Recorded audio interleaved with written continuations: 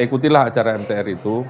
Waktu itu di hotel yang kalau di Surabaya itu kecil, hanya Hotel Bisanta namanya.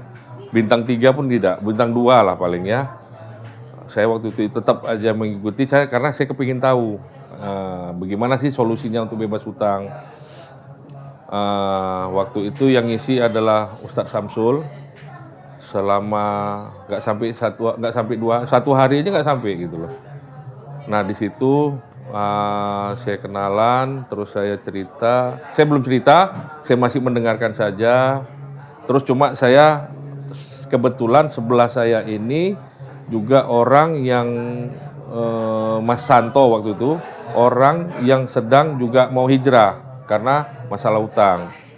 Nah cuma dia dalam hati dia berpikir kalau saya bisa hijrah, yang susah itu istri saya katanya. Oh berarti istrinya padahal ikut juga, cuma dia khawatir. Nah, tapi dia bilang, udah nggak apa-apa lah, kita lihat aja sambil berjalan. Nah, seiring waktu, selesailah acara itu, saya ketemu Ustadz Samsul, saya cerita, Ustadz, saya temannya Coach Erik. Oh ya, disambut, welcome, terus gimana, udah ada pencerahan? Saya bilang, udah Ustadz, ya saya baru-baru inilah baru tahu mengenai riba, mengenai utang. Nah, tapi di situ tidak terlalu signifikan ya dengan perubahan saya karena saya baru pertama itu dengar, terus juga baru merasa aura seperti itu. Nah, cuma saya bertekad sama istri, kebetulan waktu itu saya ikut sama istri, Bun, kita harus ikut acara ini untuk lanjut. Nah, ini baru permulaan.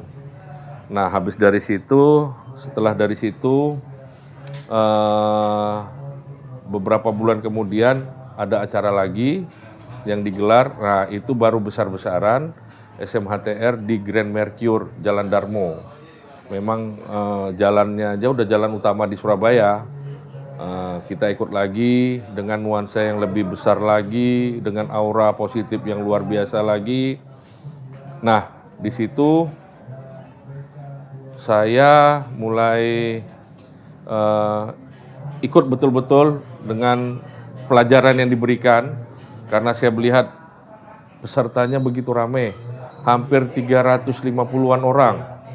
Grand Mercure yang segitu besar penuh, dipenuhi oleh peserta MTR. Nah di situ ada sesi momen pada saat itu gunting kartu. Nah di momen itulah saya merasa bahwa kerusakan saya ini, kegagalan saya ini, atau kehancuran saya ini yang saya cari adalah gara-gara kartu ini. Kalau nggak ada kartu kredit ini, saya mungkin nggak kenal sama MTR. Tapi memang itu mungkin wasilah bagi saya. Dengan ini saya lebih bisa mendekatkan diri kepada Allah. Nah saat itu saya ditanyain, siapa yang punya kartu kredit? Saya tunjuk tangan, saya maju ke depan.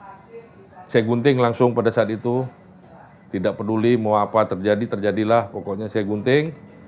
Kartu saya yang 7 itu, yang totalnya bisa 150 juta, saya bilang sama istri, udah kita nggak usah lagi gaya hidup, yang penting kita bisa hidup, saya bilang sama istri. Udah setelah dari situ, dan saya betul-betul merasuk dalam diri saya itulah karena Al-Baqarah 275 yang bilang kalau ambil sebagian tinggalkan sebagian. Ambil sebagian tinggalkan sebagian, itulah kafir yang nyata. Nah begitu dibilang seperti itu saya langsung wah, apakah saya termasuk seperti ini, kafir yang nyata? Nauzubillah min zalik, saya nggak mau. Saya orang Aceh yang notabene Islamnya kuat. Kenapa saya harus kafir? Nah, kena ayat itu, saya langsung, memang pada saat itu ada sesi, suruh jumpa sama istri, saya cari istri saya berazam. Kita tinggalkan glamor dunia ini, kita cari ridhonya Allah.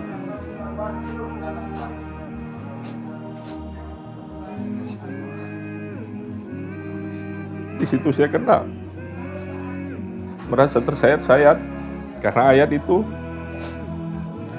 Selama ini kita ngaji, tapi kita nggak pernah tahu isinya.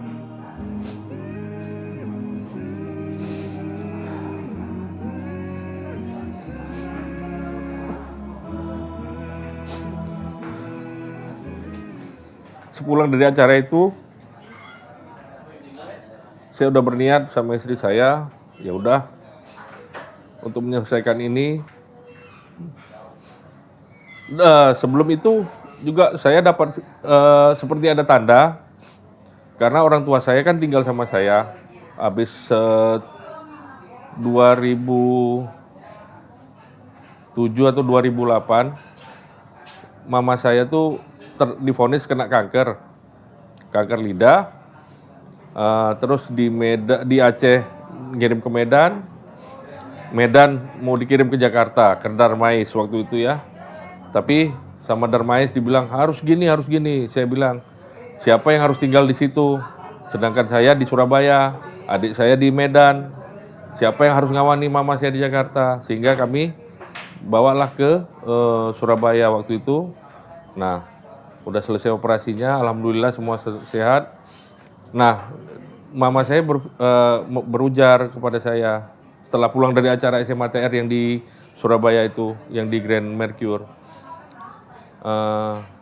Bil, aku mau pulang ke Aceh.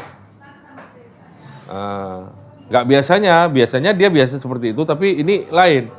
Bil, aku mau pulang ke Aceh. Ya udah, kalau mama mau pulang ke Aceh, gak apa-apa, nanti Billy antar. Kan ada adik di sana, ada di Medan, ada di Banda Aceh. Mau yang mana?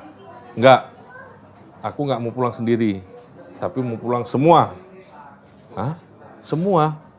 Berarti sama anak saya, sama istri saya. Berarti saya harus tinggalkan semua.